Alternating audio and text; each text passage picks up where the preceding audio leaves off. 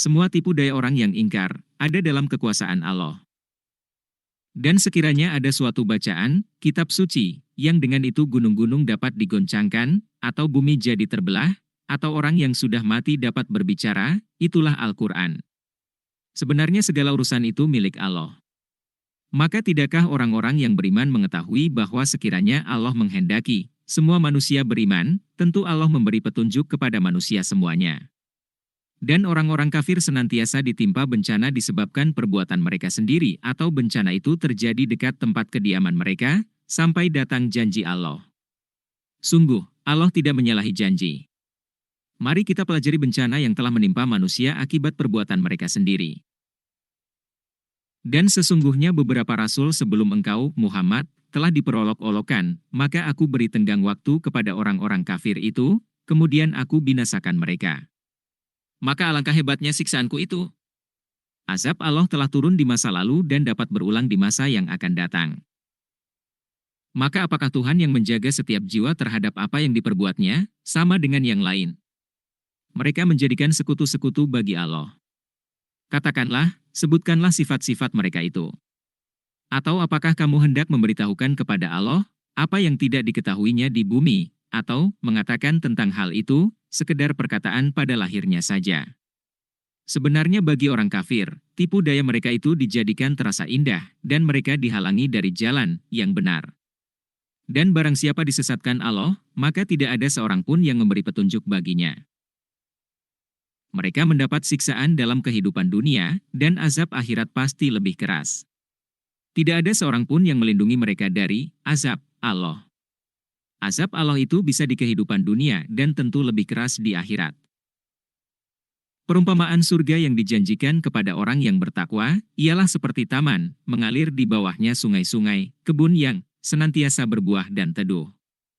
Itulah tempat kesudahan bagi orang yang bertakwa, sedang tempat kesudahan bagi orang yang ingkar kepada Tuhan ialah neraka. Dan orang yang telah kami berikan kitab kepada mereka, bergembira dengan apa? Kitab yang diturunkan kepadamu, Muhammad, dan ada di antara golongan Yahudi dan Nasrani yang mengingkari sebagiannya. Katakanlah, aku hanya diperintah untuk menyembah Allah dan tidak mempersekutukannya. Hanya kepada Allah aku berharap dan hanya kepadanya aku kembali. Dan demikianlah kami telah menurunkannya, Al-Quran, sebagai peraturan yang benar dalam bahasa Arab. Sekiranya engkau mengikuti keinginan mereka setelah datang pengetahuan kepadamu, maka tidak ada yang melindungi dan yang menolong engkau dari siksaan Allah.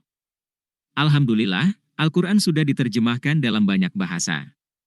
Hanya Allah yang mengetahui sebenarnya dari Al-Quran, dan hikmah itu diberikan pada siapa saja yang dikehendakinya. Dan sungguh, kami telah mengutus beberapa rasul sebelum engkau, Muhammad, dan kami berikan kepada mereka istri-istri dan keturunan.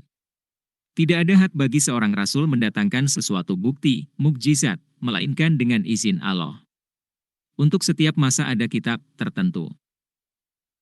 Allah menghapus dan menetapkan apa yang Dia kehendaki. Dan di sisinya terdapat umul kitab, Lauh Mahfuz.